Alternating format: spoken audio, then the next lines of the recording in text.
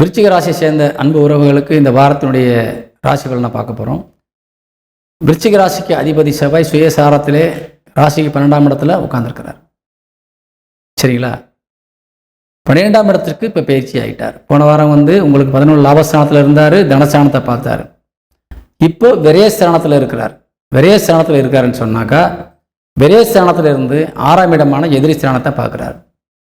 இப்போ நீங்கள் உங்கள் நடவடிக்கை எப்படி இருக்குன்னு பார்க்க போகிறோம். சரிங்களா? அதனால் இந்த வாரம் ரொம்ப கவனமாக நீங்கள் கவனிக்க வேண்டிய விஷயங்கள் நிறையா கிடக்கு. சரிங்களா? யாருக்கிட்ட நம்ம சப்போர்ட் எதிர்பார்க்கணும், யார் நமக்கு நெகட்டிவாக இருக்கிறாங்க, யார் பேச்சை கேட்கணும், யார் பேச்சை கேட்கக்கூடாதுங்கிறலாம் இந்த வாரத்தில் நீங்கள் கவனித்து செய்ய வேண்டிய விஷயங்கள் இருக்குது.